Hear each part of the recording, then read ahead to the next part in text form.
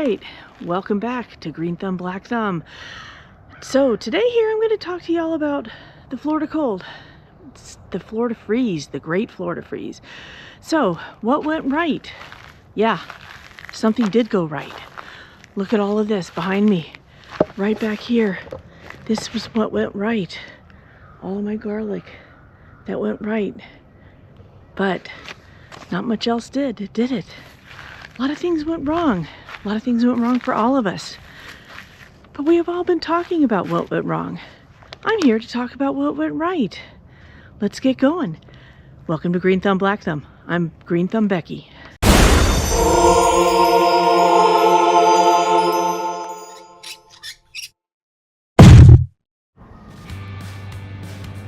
Alright, so here's a prime example of what went wrong. Why am I so happy? Why am I so happy and why am I talking about what went right? Well, let's take a little closer look about what went right with this poor little banana tree here that we've got going on. So, why am I happy with the outcome? It's not looking really good. But here's what else I'm very happy about it. I have got nothing but great things to say about what Black Thumb did about this. See all of this? This is straw. One thing we learned, we need to really help the base of these plants. This is alive. My banana is going to be just fine. I know it's not pretty, but in here we have life. It may all be all the way down here, but Black Thumb did an amazing job keeping my banana alive. That's why I'm really happy about the outcome of this. So let's go take another look at some other wonderful things and other observations that we made about this awful hard freeze. Here we go. Look at this. Doesn't look great. My poor tea plant. Again, Black Thumb did some wonderful things with the straw. My Hong Kong orchid. Learned a little bit about Hong Kong orchids. They didn't like the freeze. But, dun dun dun, Black Thumb put some straw down at the base. It's even possible that my Hong Kong orchid may die back down. However, this beautiful trunk should be just fine. Alrighty, off we go. Alright, so here's some other things I wanted to talk about. These are just some of my observations. I had provided zero, and I mean zero protection to all of my green stalks here. I had some pretty ugly looking death here, but I have some pretty amazing life as well. Look here, I have my cabbage. Which cabbage is this specifically? This is my granite cabbage. No, and I mean zero protection. Look how beautiful it's doing. Now, on the flip side of this, look at my Ancho Poblano. Not so much. And look, here, I have some green lentils. They didn't do well, but look, they didn't die either. They're kind of coming back. And, well, kale and cabbage didn't do great. But and then, oh, look at this. I think that, I don't even know what that is. I think, well, that's kale and cabbage. Over here, look at my beets. They're doing pretty well. Peppers, not so much. This is a flower. I think it reseeded itself. I didn't know it was there when I planted it. Let's turn. We'll look at this together. My Iquitos pepper. I have to thank Patrina over on Homegrown Florida. She introduced me to that. That's a nice native or near native Florida pepper. I was looking forward to it. We'll try again in the right season. Oh, look at these. More brassicas. Provided zero, and I mean zero, protection to. I don't remember what these are, but they're looking great. Oh, these are my purple sprouting broccoli. Oh my gosh, look at here. Surprise, surprise, surprise. Broccoli. And look at this. Oh wait, this is flowering Napa cabbage. Anyway, look at this. My beets. Beautiful. And let's take a look over here. My cilantro. It's not pretty. I've been gone for a couple weeks. So I haven't really been able to tend it. Black Thumb did her very best. And I said, don't worry about the green stalks. Down here is my celery. Seem to like it. Thumb lettuce. No coverage at all whatsoever. And here's an onion of some sort. Caribe cilantro. Bak Liu cilantro. This comes from Vietnam, actually. Overall, I think it's doing pretty dang well for what it is. Thumb lettuce. Come out and clean. I gotta clean all this up. This is really the first time I've had a good look at it. My Shogun turnips. Not bad, not bad. I'd let a lot of these things go to flower. Like, let's see, my onions are doing very well. And look at that. So the leeks are doing well. These are doing too well. And let's get those out of the way. Onions, leeks. What are these? I have labels on things that are, oh my little baby bok choy. Waltham 29 broccoli. No coverage. They're not the best looking, but look at them. They're looking pretty dang good. Down here in the bottom row, that it's already flowering, which I will get rid of, is, let's find a label for it. If I can. I think it's some broccolini. Yeah, broccoli rabe. Oh, but look at that. See, it just depends. But once again, and this is something else I wanted to talk to you about. And I showed you this on purpose. It's microclimate. Microclimates matter. It's something you should study in your own yard. This is another reason why I'm so happy. No protection for these poor little green stalks. I'd say I lost at least 50% of my crops, but I kept 50% of my crops. It's amazing. It's absolutely amazing. Let's go ahead and check up on the lettuce. Now the lettuce out here did get coverage, and they're for the most part doing very well. Right now, I'd have to say the thing they need the most is water. But look, I mean, they got coverage. They have a little less of a microclimate. But look, up here is my red, what is this, red romaine. They're doing pretty good. Up here is my, what is this one? Landis Winter. They got burned a little bit. This is also the one that I harvested some time ago, and I just literally whacked it off at the top, and they're all coming back. You can see where the coverage, you know, the covers touched them. And down here again, this is another one where I whacked it off. This is the Hao Shen, but it looks like for the most part, everything's coming back. This, I think, oh, and this is going to bolt. This is the Thumb. Now, look at this. This is an amazing difference. You saw the Thumb back earlier. This is bolting. It got protection. The one that's not bolting it's a beautiful little microclimate.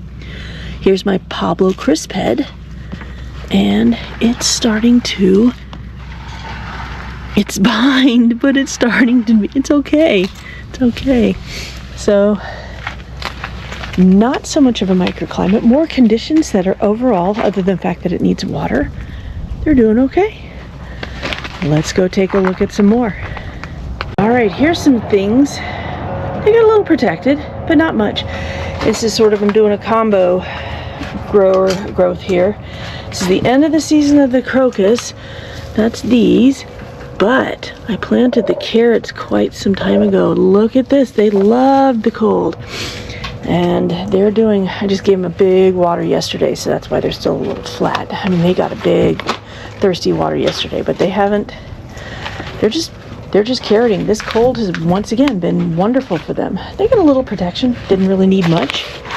Let's see, what else do I have going on back here? I've also got my rhubarb. Got two kinds in here, the red cup, Victoria, that I grew from seed, and I can't remember that one right there.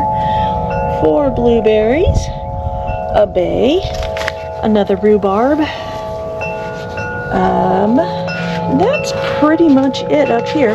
But once again, this actually lends more to having plants growing that are appropriate for the time of year and your particular climate and zone. So that said, let's go take a look at some more.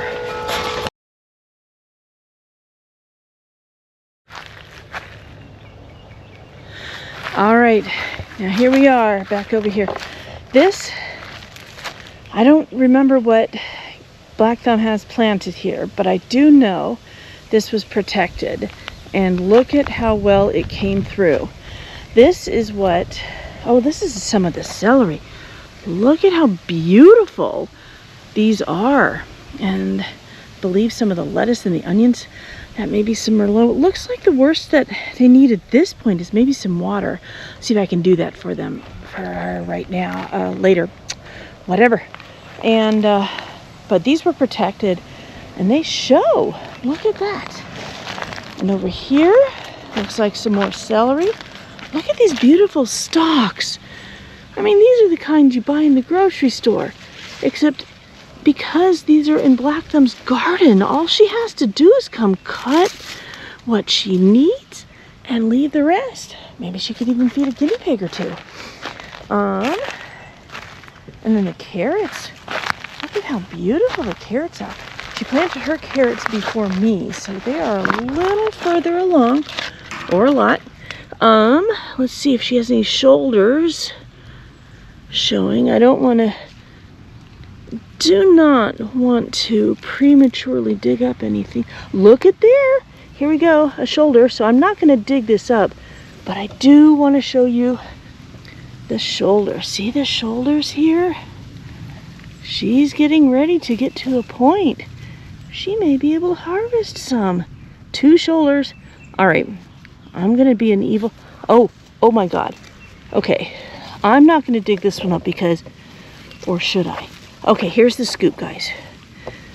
All right, I have the opportunity to be really a bad, evil sister. Let me take you back. I'm 10 years old. I'm growing my very first garden.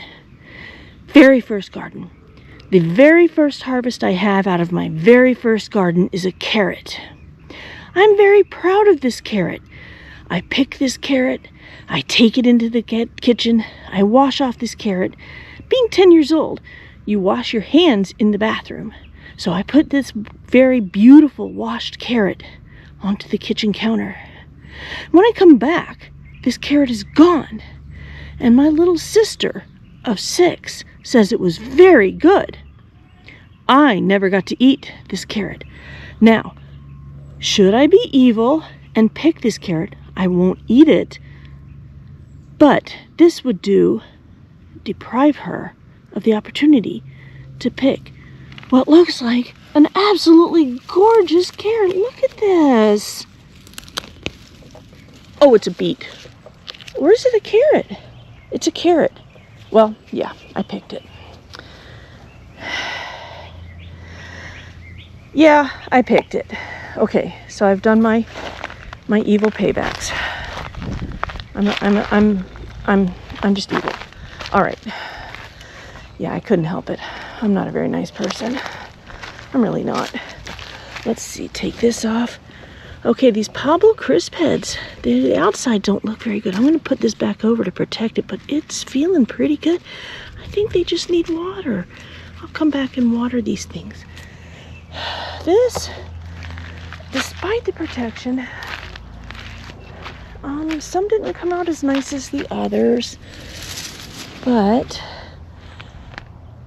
I think the outside looks worse than the inside.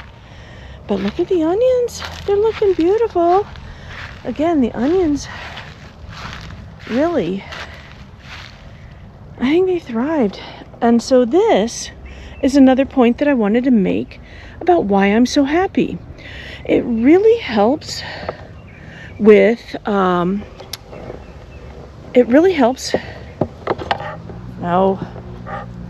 sorry, camera, user error.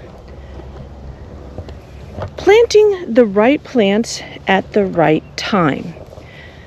Now, again, given the time of year that this lettuce was planted, I'd plant it again next year. This was a really freakish cold, and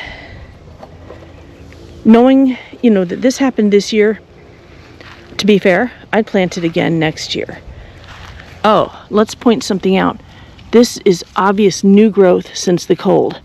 Beautiful, beautiful. So the plants are in great shape.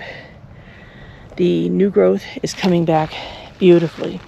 Once again, evil sister. Let's take a look.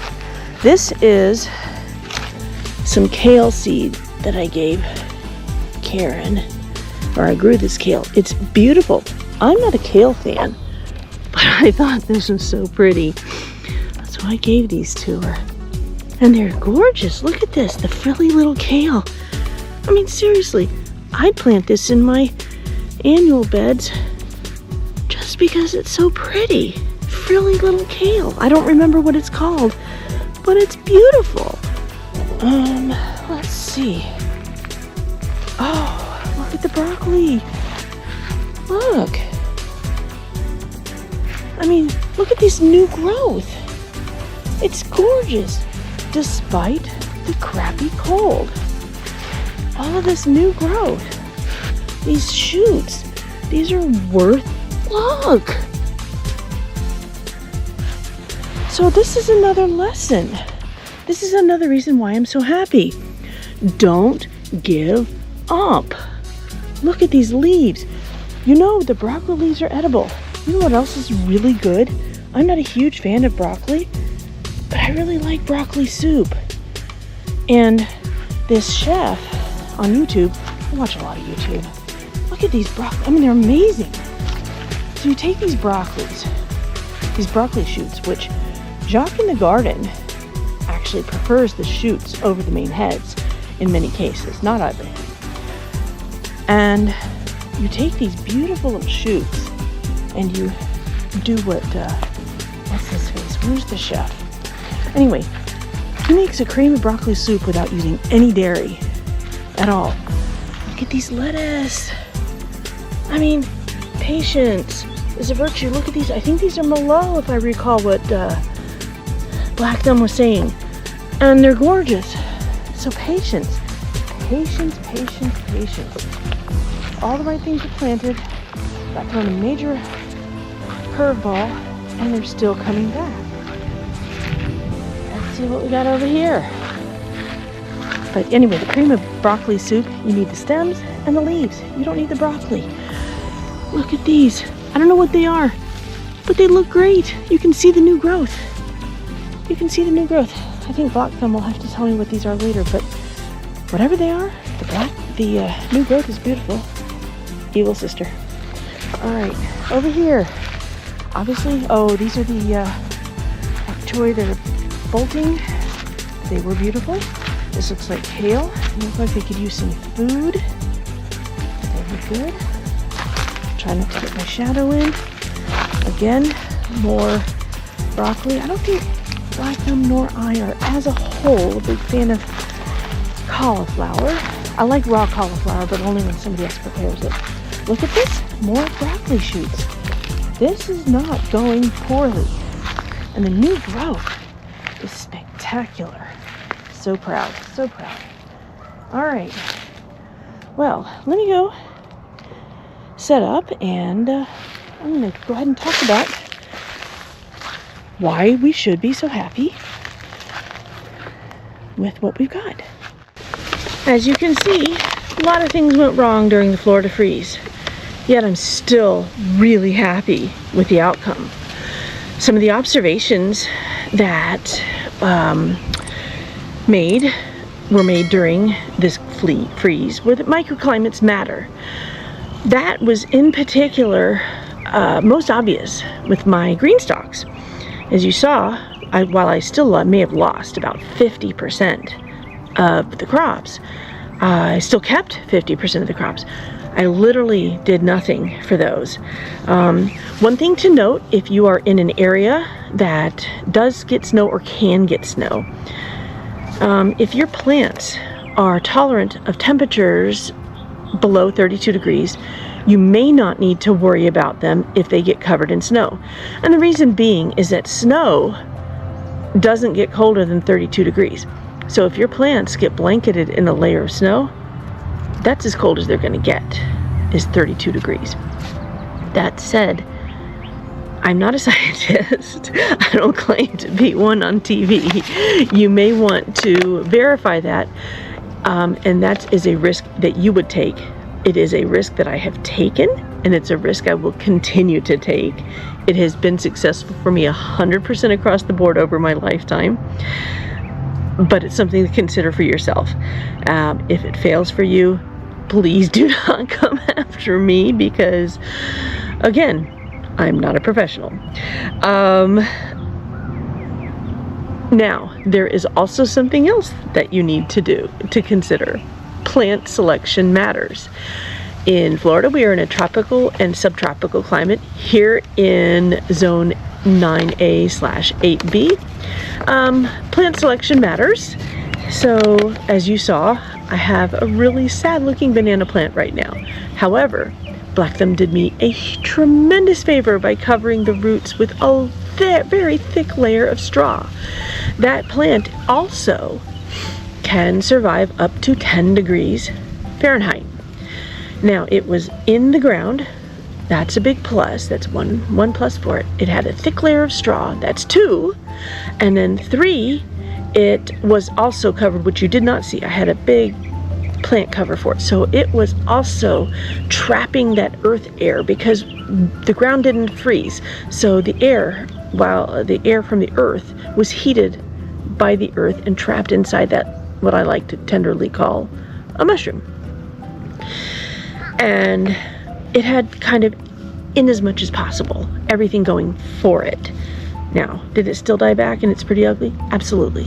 Is it like a banana and should, by all means, grow back this year? Absolutely. I will keep you updated. I'm absolutely convinced that it will. It is an ice cream banana. It is absolutely suited for this area. We will see. But that said, I did my research before purchasing that banana. It was and is supposed to grow for this area, and we are not immune to the temperatures we just got. We are obviously apparently not immune to the temperatures at the length of time that we just got them. I've grown up in this area. I have never seen them go for this long. And so for me personally, I'm going to expect these to be more the norm and not. And so I'm going to change how I look at plants from this point forward. But this is going to be the norm for me, and it's going to really flavor how color how I do my research in plants. So you really do need to research how you look at plants for your yard in the future. If you're willing to baby them constantly, it's a lot of work, then by all means do what you want to do. If there's a plant that will work in a pot that you know, 1 or 2 that you want to bring inside every year, that's okay too. That said, I have a few of those as well. So it's really up to you, but research your area, research the plant, and really be introspective. Take a look at what you're willing to do. The next lesson that we all learned, and I mean across the state, because everybody of course had plants that were perfect for their area, not perfect for the weather, and this, you know, all the way down to zone 11 up to zone 8A, we were all hit according to our area. Preparation. So, you know, just have a freeze plan ready. Have your supplies available. Have them when you know a freeze is coming, get your supplies out and about. Even stage them just a few days before. You don't know when the freeze is coming. Chances are Murphy's Law is going to have the freeze come like on a Wednesday, when you're going to have to stay late at work, and because it's in the middle of winter, the days are shorter, and so you're going to be doing a lot of this in the dark. You obviously don't want to do this too early, because then your plants will suffer from too much heat, and you don't want to do this too late, because then they're going to suffer from too much cold. And you don't want to do this when it's inappropriate, because then you're going to be out there suffering, because it's going to be too dark, the wind's going to be blowing too much, and it's just going to be too difficult. So I would stage what you have out there. Prep. Get help if you can. So have your stakes ready, your blankets ready, your tarps ready, your heating, whatever, PVC pipe, whatever you're gonna have it all out there. If you're gonna use 25-watt halogen bulbs, that's great. That adds extra heat. If you're going to have those, just be sure those don't touch the plants or the tarps or the blankets. You don't want to cause a fire, but that 25-watt heat or ceramic bulbs can just make the difference between life and death. Have timers if you can't be out there. Have timers to turn them off and on. Have bricks and weights and staples to keep them into the ground. And just prepare. Your daily life will continue. The cold's going to come whether your daily life continues or not. And then also, there's no way you have to go out and buy the latest and greatest of these things. Look around your house, see what you've got. You have a tarp in the garage, a big clear plastic sheet of, plastic, an old blanket or two. Those will work too. Stakes, sticks. Break this stick into lengths so that you can pound it into the ground, and then put it in your raised bed, and then lay the blanket over that, and then a tarp over that. The purpose of the blanket is to retain heat and allow for airflow. The purpose of the tarp is to keep off the moisture that comes from frost or dew. The goal is to protect your plants, not to look pretty. Microclimates, we discussed that earlier. That is a climate that is ideal for your plant, or it's just an unusual climate that doesn't exist in your area, but because of the placement of fences or your house or the whatever, southern facing walls of your house are going to be warmer than northern facing walls of your house. If the wind comes from the north or northwest of your house, those are going to be very cold. But maybe you have a southern facing south, corner, south, that's in the southwest or east, and the wind comes from the north, from the opposite direction. That's going to not only capture the sun, but block the heat, the wind. So that's going to be a good place. So you can create an artificial microclimate. Use cardboard. It's ugly. So what? It's going to be up for a few days. Then take it down. At the end of the day, your plant's going to be alive.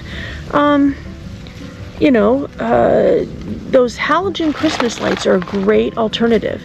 While all of this can cost money, nobody says you have to go out and buy it all at once. Maybe acquire a little bit here and there. Get creative. If you are yourself or your Christmas trees moving over to LEDs, don't throw those halogen lights away. Squirrel them away in your plant supplies. Then, there's lots of things. Check with your neighbors, see if they're giving away stuff. Or another good thing to do: take those old soda bottles, the 2 liters, before you go for the night. You're going to bed. Last thing you can do is fill them up with hot water. Stick them under those blankets and things.